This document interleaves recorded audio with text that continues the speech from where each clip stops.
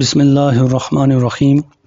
This series is devoted to the Seerah or the life history of Prophet Muhammad sallallahu alaihi wasallam.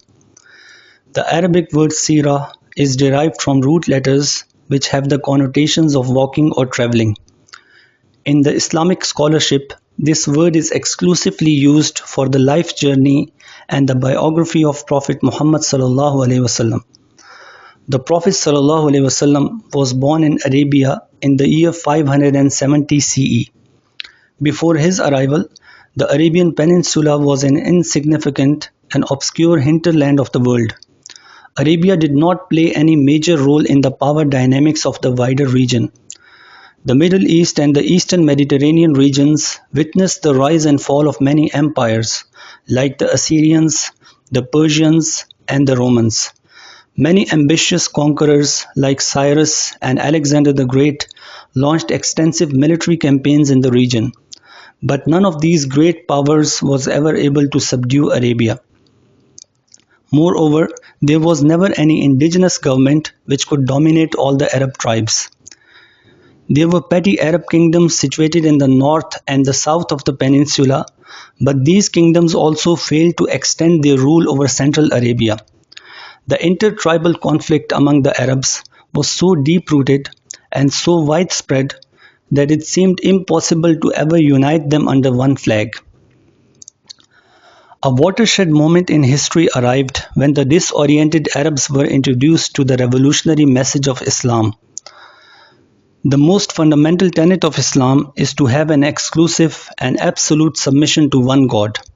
The Muslims are required to rise above ethnic differences and surrender themselves to the will of God as one ummah and one nation. On these ideals, Prophet Muhammad ﷺ laid the foundation of the first Muslim community in Arabia. With determination and perseverance, he led his followers to the establishment of the state of Medina. The first Muslim state went on to dominate the whole of Arabia within the lifespan of Muhammad ﷺ.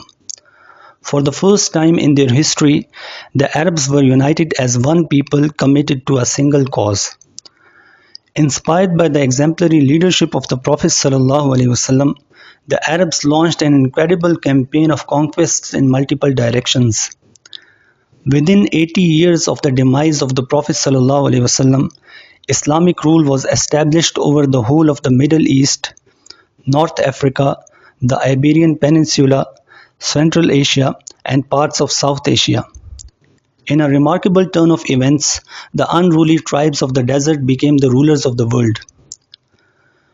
Before delving into the story of this incredible revolution, it is important to understand the historical context and the geographical setting in which such a miracle happened. Throughout its ancient history, the Arabian Peninsula remained isolated from the more developed areas in its surrounding region. This was because of the impenetrability of the Arabian desert. For this reason, Arabia was a land of mystery for the outside world. Many myths and legends were associated with the desert of Arabia. It was a land of fantastic creatures and mysterious spirits. In ancient Egyptian and Greek cultures, it was believed that the mythical bird phoenix had its home in the Arabian desert. According to legend, this bird had a lifespan of 500 years, after which it burnt itself to ashes, and from those ashes it was born again to start a new life cycle. Most of the land in Arabia is covered by desert. It comprises some of the most inhospitable places on earth. The largest expanse of sand is situated in south-central Arabia and is known as Ar-Rub'ul Khali. The Arabic name of the desert, Ar-Rub'ul Khali, literally means the empty quarter. Such a name is a testimony to the desolate nature of the land. Apart from the desert areas, the rest of the peninsula presents a varied landscape consisting of mountains, valleys, pasture lands, and oases. There are no rivers or permanent lakes in Arabia. However, there are temporary watercourses known as wadis which carry rainwater. Moreover, the peninsula has extensive aquifers or underground water resources. The environmental conditions in Arabia supported a predominantly nomadic way of life in the ancient times, and this was especially true in the case of Central Arabia. There were settled communities as well, which populated the oases and other more fertile areas in the peninsula. As per the current archaeological findings, the most ancient settled community to emerge in Arabia was the Dilmun Society, known in Arabic as Dilmun. The Dilmunites had inhabited the eastern coast of the peninsula, known historically as Bahrain. These days, Bahrain is the name of an island nation located off the eastern coast of Arabia. However, in the past, the entire coastal region along the Persian Gulf used to be referred to as Bahrain. According to currently available information, the Dilmunite culture was at the zenith of its prosperity from about 2500 to 1750 BCE. However, the actual time period of the emergence of this society may be much earlier than that. There are ancient Mesopotamian epics which refer to the land of Dilmun as the place where life originated. Southern Mesopotamia was the home to the Sumerian culture, which is the oldest civilization known to historians. Based on the mention of Dilmun in Sumerian epics, it can be deduced that the Sumerians may have migrated from Dilmun to settle in Mesopotamia. Moreover, in the creation myth associated with the Sumerians, it is mentioned that life on earth originated as a result of the mixing of fresh water and salt water in the primeval realm. Interestingly, Dilmun is synonymous with Bahrain, which literally means two waters in Arabic. The eastern coast of Arabia was traditionally referred to as Bahrain because this area used to have an abundance of freshwater springs which flowed into the salty waters of the Persian Gulf. In other words, Bahrain or Dilmun was the site of the mixing of fresh water and salt water. Based on these indications, it seems likely that Eastern Arabia may be the place from where the first civilized culture originated. After the decline of the Dilmun Society, Southern Arabia became the next center of Arab civilization. The area around present-day Yemen hosted vibrant societies which evolved into prosperous kingdoms. These societies achieved economic development by capitalizing on the fertility of the soil and the trade networks spreading through their land. A variety of crops were grown there which sustained a large population and provided enough surplus for export. The most valuable product of the south was frankincense, which was an aromatic gum resin collected from trees grown in southern Arabia. When dried frankincense is put on burning charcoal, it produces a pleasant smoke. Apart from its domestic use, it was widely used in religious ceremonies as well. Frankincense was exported in large quantities to far-flung areas of the world, including India and China. It was particularly in high demand in the Mediterranean region. The so-called incense route was used to transport frankincense and other commodities from southern Arabia to the Mediterranean. This route passed along the West Arabian coast and touched the historical cities of Makkah and Medina before going on to connect with the Mediterranean port of Gaza. From the port of Gaza, the merchandise was then transported through sea route to the European markets. The incense route was also used for transit trade between India and the Mediterranean. Indian products such as pepper and cotton textiles were offloaded at the port of Aden in Yemen and then transported through the incense route to the eastern Mediterranean markets. Navigation along the Red Sea was not feasible for the sailors due to lack of natural harbors along the coastline and the threat of piracy. Therefore, the overland incense route offered a better alternative for transporting goods. Traffic along the incense route offered significant economic benefits not only to South Arabians but also to the various cities that were situated along the way. A number of small independent kingdoms had emerged in Yemen and its surrounding areas during the last 12 centuries before the Common Era. These kingdoms mutually competed for the annexation of land and the control of trade routes. However, Two kingdoms in particular remained dominant in different time periods during the pre-Islamic centuries. These are the Sabaean and the Himyarite kingdoms, which collectively ruled over southern Arabia for about 17 centuries. The first known kingdom to emerge in Yemen was the Sabaean kingdom, or the kingdom of Saba, which remained the dominant power in the area from about 1200 to 115 BCE. The Sabaeans were able to enhance the agricultural potential of the land by building elaborate irrigation systems. Their most well-known construction was the Ma'arib Dam or Saddul Ma'arib in the Sabaean capital of Ma'arib. This dam was an engineering marvel of ancient times. It was a reservoir for collecting rainwater to ensure a year-long supply for irrigation purposes. In addition to agriculture, the Sabaeans also benefited a lot from the trade activity that flourished on the incense route. The Sabaeans are mentioned in the Bible as well as the Quran. The Old Testament tells the story of the Queen of Sheba who brought tribute to King Solomon. The same queen is mentioned in the Quran as well. According to the Quran, the Queen of Saba was the possessor of a magnificent throne, and she had all the resources at her disposal. She visited Prophet Sulaiman a.s. and became a believer in the one true God. The way the kingdom of Saba is mentioned in the Quran alludes to the high level of economic development achieved by the Sabaeans. The supremacy of the Sabaean kingdom lasted for more than a millennium until it was superseded by the Himyarite kingdom.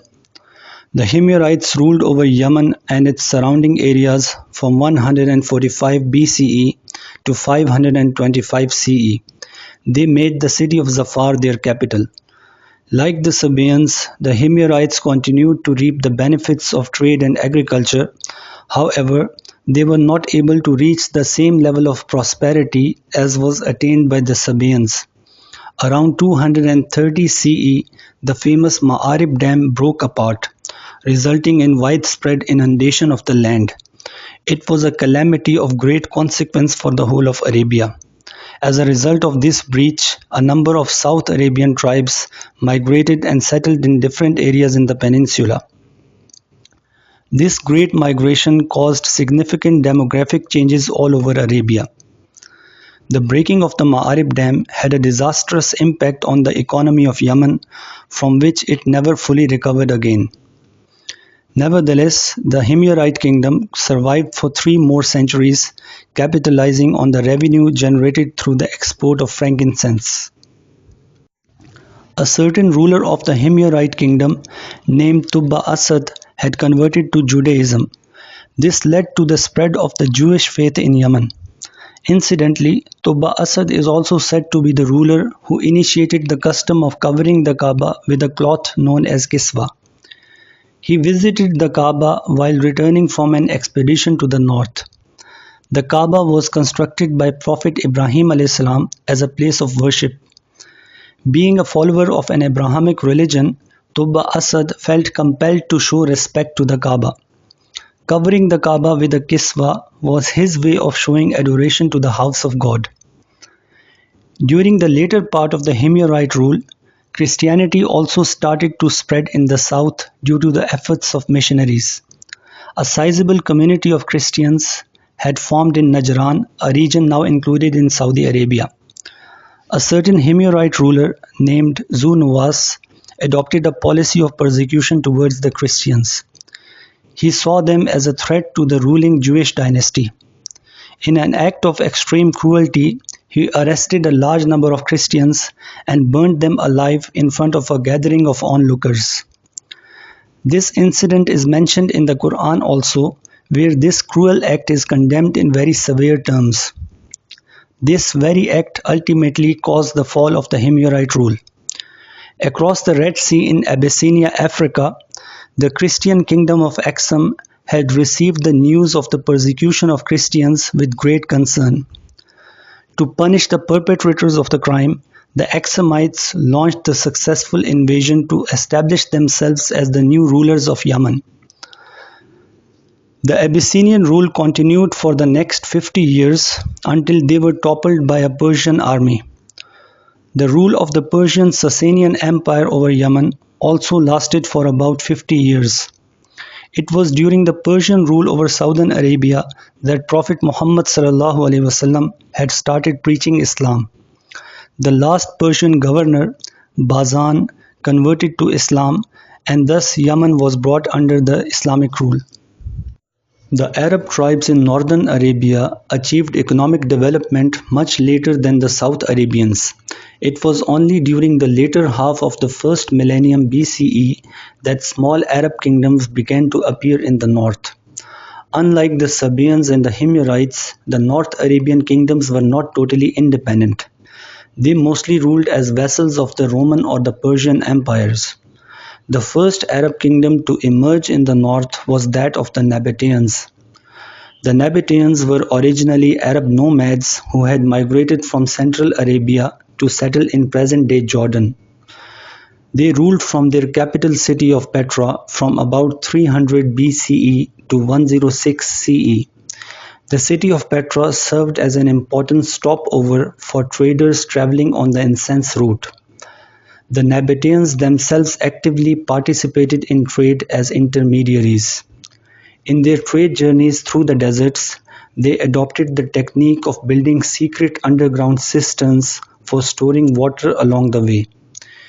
They used to cover these cisterns and used to leave signs and markings which only the Nabataean travelers could understand to find the location of water. Through such techniques, it was possible for them to move fast in the heat of the desert where other travelers would lag behind. By participating in trade on the incense route, the Nabataeans accumulated a significant amount of wealth which they used to fortify and beautify the city of Petra. They adopted a unique style of architecture through which they carved whole buildings out of rocky hills in Petra. Remains of their rock-cut architecture are still visible among the ruins of the ancient city.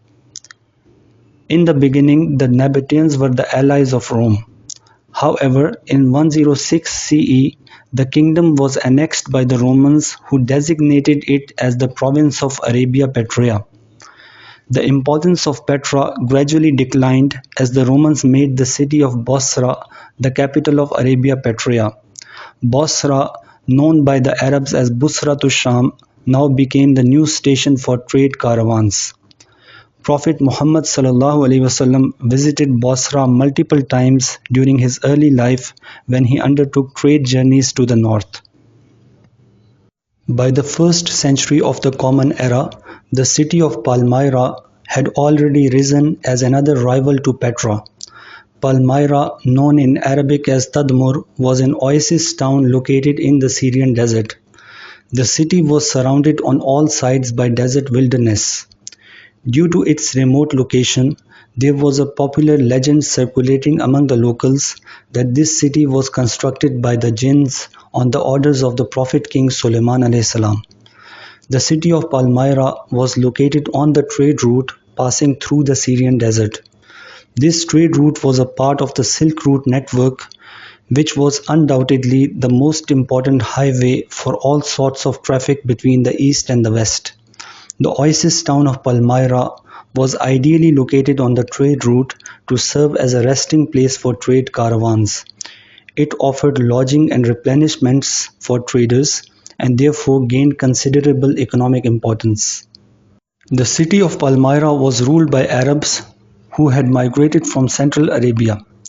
They were also the allies of Rome. Despite its economic importance, the kingdom of Palmyra remained politically docile for most of its history. However, during the brief and extraordinary reigns of King Uzayna and his wife Zenobia, the city-state came close to shaking the foundations of two great empires of the time. The Roman Empire had faced a humiliating defeat at the hands of the Persians in 260 CE. As an ally of the Romans, King Uzayna of Palmyra rose to the occasion and inflicted a crushing defeat on the Persians.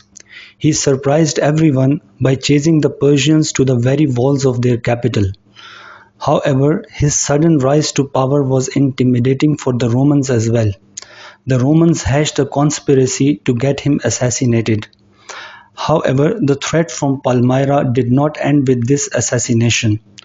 Uzayna was succeeded by his equally ambitious wife Zenobia. Sparing the Persians, Queen Zenobia turned her attention to the west. In a series of impressive military campaigns, she defeated the Romans on multiple occasions. Expanding the frontiers of her kingdom, Zenobia even captured the wealthy Roman province of Egypt. However, her success was short-lived, as the nascent power of Palmyra was no match for the formidable Roman Empire. At last she was decisively defeated in 272 CE and taken as a captive to Rome. Palmyra was completely destroyed by the Romans to prevent any future threat coming from the city. Queen Zenobia was defeated about 40 years after the breaking of the Ma'arib Dam in Yemen. Among the many tribes who had emigrated from Yemen after the breaching of the dam were two large and powerful tribes, the Ghassanids and the Lakhmids. These two tribes settled and eventually established kingdoms in northern Arabia. The Ghassanids were allied to the Byzantine Empire, and the Lakhmids were the vassals of the Persians. These two tribes continuously fought against one another at the behest of their suzerains. Muslims fought against the Ghassanids during the lifetime of the Prophet ﷺ. Both kingdoms were annexed by the Muslims during the rule of the Caliphs Abu Bakr and Umar radiallahu anhuma. While there were small kingdoms that emerged in the north and the south of Arabia, the land in between them remained devoid of any centralized government until the rise of Islam. Most of the tribes in central Arabia led a nomadic way of life. Therefore, it was here that Arab culture manifested itself in the most pristine form. For essentially, Arab culture is desert culture. The word Arab linguistically refers to the desert and also to the dwellers of the desert. The Arabs of Central Arabia lagged far behind in economic development and the production of art and architecture. However, it was in the eloquence of their speech and the beauty of their poetry that the Arabs excelled above all the other nations. There is a popular saying among the Arabs which says, "Wisdom has alighted upon three things: the brain of the Greek, the hand of the Chinese, and the tongue of the Arab." Poetry was the ethos of Arab life. It gave the disunited tribes some sense of unity and belonging to a common culture. It was a common practice of Arab warriors to go to the battlefield while reciting poetry detailing the courageous feats of their forefathers. The young and the old, belonging to either gender, could express themselves in rhyming verses instantaneously and extempore. Along with poetry, another characteristic feature of Bedouin life was the intertribal conflict that was quite rampant in Central Arabia. Fighting among the tribes could break out because of minor disputes. For example, one of the bloodiest tribal wars fought in the pre-Islamic days was the Bassus War. This war started because the camel of a woman named Bassus drank from the well belonging to a rival tribe. The camel was killed by the rival tribesmen. In extreme agony, Bassus recited some moving poetry for her beloved camel, which provoked her own tribesmen to attack the rival tribe. The attacks and counterattacks then continued for the next 40 years until both the factions got completely exhausted. Many such conflicts had ravaged the economy of Central Arabia. The only time Arab tribesmen could feel relatively safe was during the 4 designated months in the year during which fighting was prohibited. During these sanctified months, the Arabs used to perform pilgrimage to the sacred city of Makkah or perform trade activities. Other than these 4 months, anyone could be attacked anywhere at any time without warning. The 4 months of peace offered a window for interaction between the tribes. During these months, various fairs and festivals were organized at different places where Arabs would trade goods and take part in the competitions of poetry. The most important of such events was the annual fair of Okaz.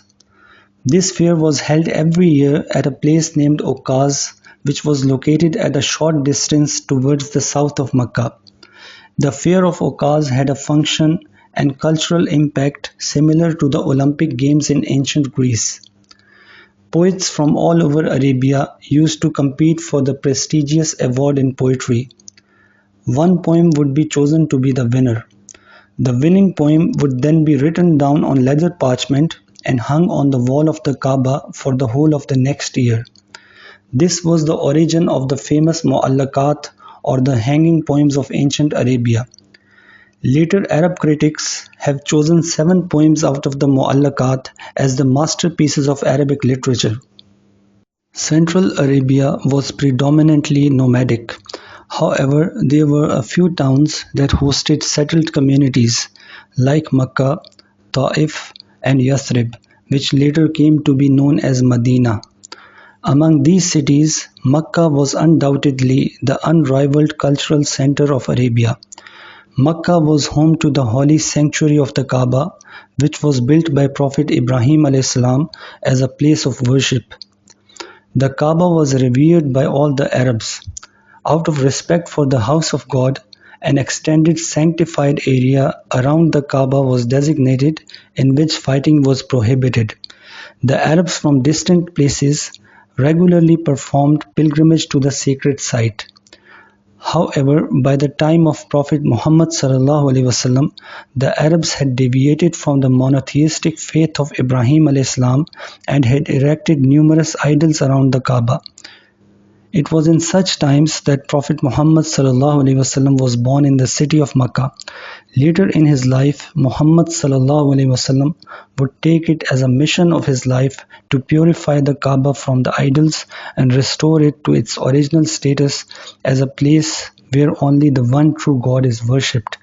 Insha'Allah, in the next part of Seerah, we will cover the history of the city of Makkah from the time of its foundation by Prophet Ibrahim a.s. to the time of the birth of Prophet Muhammad sallallahu alaihi wasallam. Allahumma salli ala Muhammadin abdika wa rasulik wa salli ala al-mu'minina wal mu'minat wal muslimina wal muslimat.